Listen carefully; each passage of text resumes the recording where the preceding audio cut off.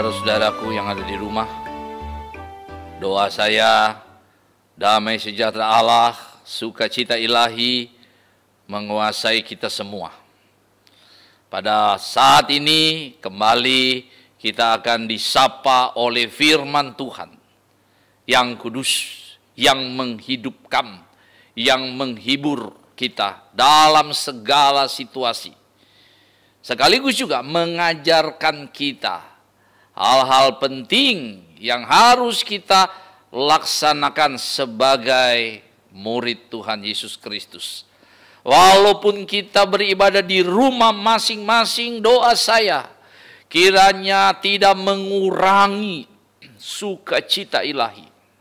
Dan pada saat ini firman Tuhan yang kita baca dan renungkan sungguh relevan dalam hidup ini. Sebab ayat yang kita baca itu memberikan arahan yang sangat jelas.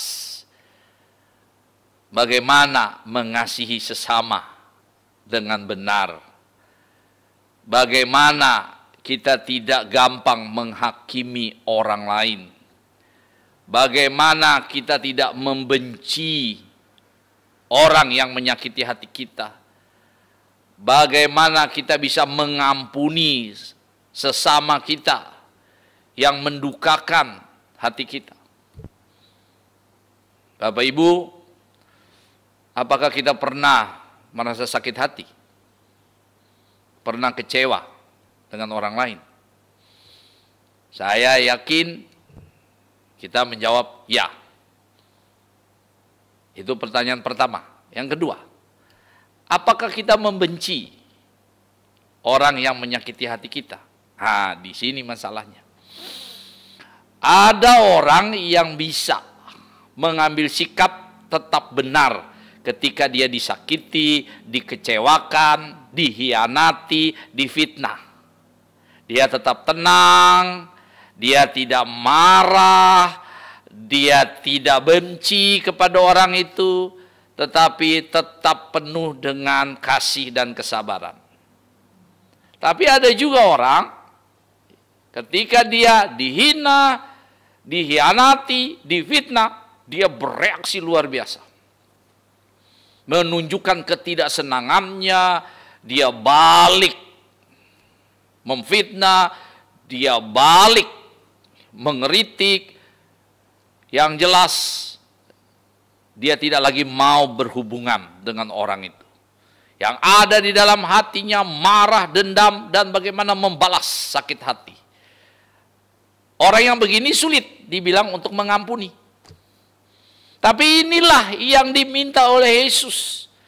Bahkan kalau kita mau kembali dulu kepada ayatnya yang ke-27.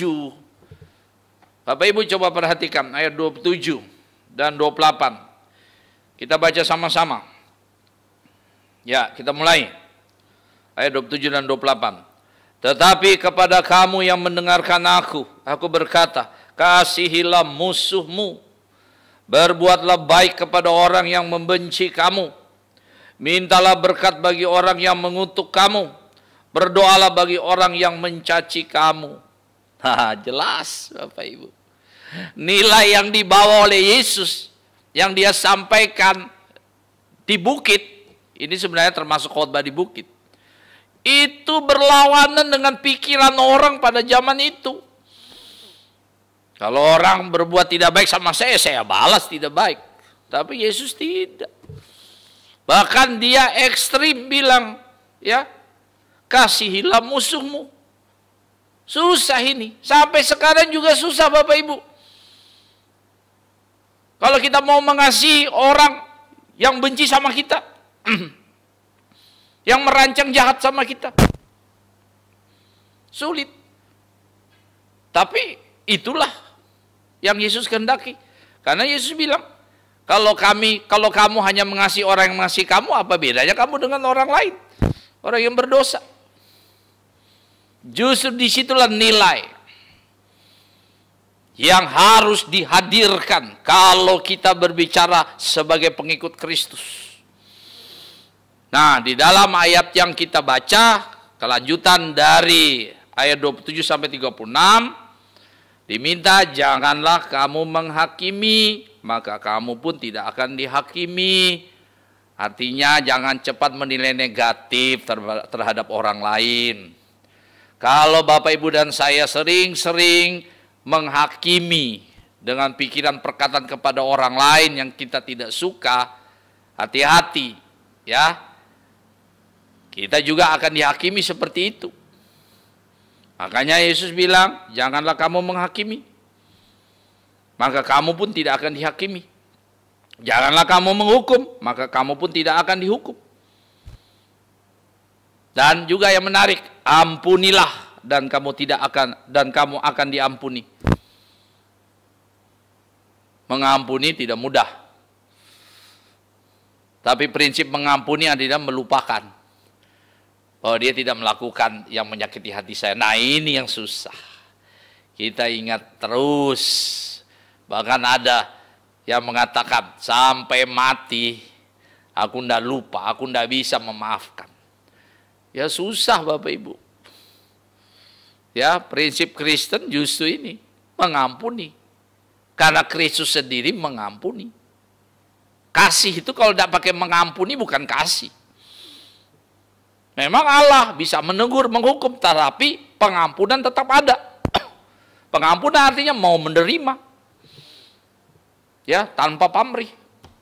Walaupun orang itu menyakiti hati kita. Nah, ayat yang ke-38. Berilah dan kamu akan diberi. Penting nih. Kalau kita mau orang lain melakukan yang baik pada kita, lakukan juga yang baik. Mengasihi itu Bapak Ibu pasti memberi. Walaupun orang yang memberi belum tentu mengasihi. Tapi kalau kita bilang kita mengasihi, pasti memberi. Kalau Kristus bilang dia mengasihi, dia memberikan yang terbaik, hidupnya, keselamatan, melalui penebusannya. Nah, lalu ada keterangan, suatu takaran yang baik, yang dipadatkan, yang digoncang, dan yang tumpah keluar akan dicurahkan ke dalam ribaanmu. Sebab ukuran yang kamu pakai untuk mengukur akan diukurkan kepadamu. Yaitu, apa yang kita perbuat, ya, apa yang kita tabur, akan kita tuai. Jadi, taburlah yang baik. Supaya kita bisa menuai yang baik dalam hidup ini. Nah, apa refleksinya untuk kita? Ketika mulai Jumat Agung nanti, ya, kita masuk pada Jumat Agung. Jadi minggu ini, minggu Prapaskah terakhir, ya, kita mau melihat prinsip dasar dari penderitaan dan pengorbanan Kristus adalah kasih, pengorbanan, dan pengampunan. Kalau kita bicara kasih, judul khotbah hari ini kan kasih yang sejati. Kasih yang sejati itu tidak bisa dilepaskan dari berkorban. Korban perasaan, korban segala macam. Dan Kristus sudah menjadi pedoman kita. Apa sih yang tidak Yesus lakukan di dalam kasihnya? Seluruh yang terbaik bagi manusia, dia berikan. Bahkan dia sendiri harus mati dalam kehinaan, dalam kepapaan, dalam penderitaan. Untuk apa? Untuk saya, untuk Bapak Ibu.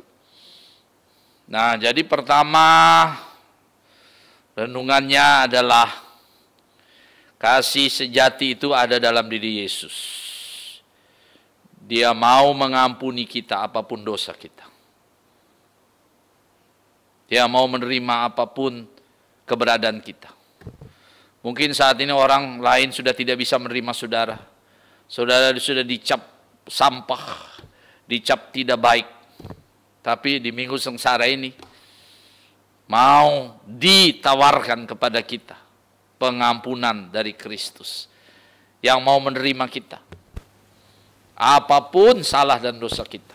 Dia mau mengampuni kita. Dia tidak menghakimi kita. Kasih-Nya lebih besar dari segala dosa dan salah kita. Itu. Kenapa ini penting? Karena Bapak, Ibu, dan saya tidak akan mungkin bisa mengasihi musuh. Mengasihi orang yang membenci kita. Kalau kita tidak mengalami dulu bahwa kita dikasih oleh Kristus. Walaupun hidup kita tidak benar, tapi kasih Tuhan merangkul kita. Walaupun kita sering menyakiti hatinya, hidup tidak kudus, Dia tetap mau menjangkau kita. Nah ini, orang Kristen harus punya kualitas kasih seperti ini. Jangan kita membenci sesama kita. Kalau kita benci kelakuan sesama kita yang berdosa, tidak apa-apa. Tapi jangan benci orangnya. Kita benci sikapnya oke, tapi jangan benci orangnya. Nah ini yang susah. Kadang-kadang Bapak, Ibu, dan saya tidak bisa membedakan. Membenci kelakuannya dan membenci orangnya. Kita jadiin satu. Itu yang tidak bisa. Yang Tuhan mau kita rubah. Jadi Bapak, Ibu sekalian, di tengah situasi seperti ini, ya kita masih diliputi dengan kekhawatiran, kecemasan, diliputi dengan wabah corona yang belum selesai. Marilah justru kita meningkatkan hubungan relasi kita dengan sesama, mulai dari keluarga. Karena kan kita sekarang masih disuruh isolasi mandiri di rumah, jaga jarak. Nah, yang paling dekat nih rumah kita, keluarga kita. Coba kita perbaiki, kita evaluasi kasih kita terhadap suami, istri, anak-anak. Bermutu atau tidak? Adakah kasih sejati, pengorbanan sudah ada di dalamnya? Mari kita sambut kasih Tuhan yang luar biasa di dalam Yesus Kristus dengan kita mengasihi sesama kita mulai dari rumah tangga kita masing-masing. Kalau Bapak Ibu sungguh menghayati khotbah hari ini, kita terapkan itu. Jangan cuma didengar, tapi kemudian lewat. Mari kita mulai kasih yang sejati itu, yang penuh pengorbanan, kepedulian, mau memberi yang terbaik mulai di rumah.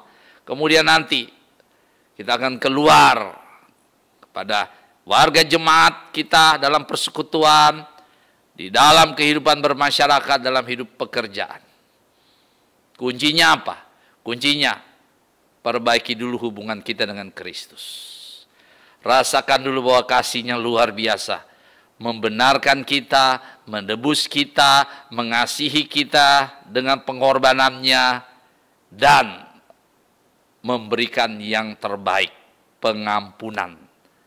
Mari kita lakukan yang terbaik, karena Tuhan Yesus sudah berikan yang terbaik.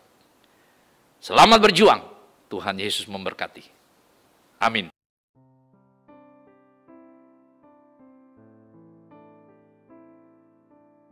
Mari kita berdoa dengan merendahkan hati kita di hadapan Tuhan. Kita berdoa. Kami datang kepadamu ya Tuhan Yesus. Firman-Mu telah kami baca dan kami renungkan. Betapa dunia ini membutuhkan kasih yang sejati. Dan Tuhan Yesus sudah memberikan contoh teladan. Tolong kami Tuhan, untuk memiliki kasih itu. Dengan pertama-tama kami dibaharui oleh kasih itu. Hubungan kami denganmu adalah hubungan kasih yang benar-benar kami rasakan. Engkau mengampuni kami, Engkau menerima kami, Engkau menebus kami. Kami yang berdosa boleh mengalami pengampunan yang berlimpah-limpah. Dan dengan pengampunan itu kami bisa memulai hidup yang berkualitas. Dan kemudian kami dituntut untuk mengasihi mulai dari keluarga kami. Mengasihi istri, suami, anak-anak, orang tua. Tolong kami Tuhan.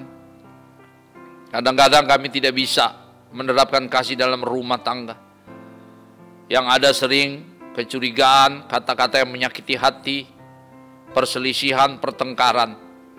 Tapi hari Minggu ini biarlah kami diubahkan Tuhan untuk menerapkan kasih itu. Jauhkan benci di hati kami. Yang ada adalah kasih yang mau mengampuni. Terima kasih Tuhan, biarlah firman-Mu menguasai hati dan hidup kami. Dalam nama Tuhan Yesus kami berdoa.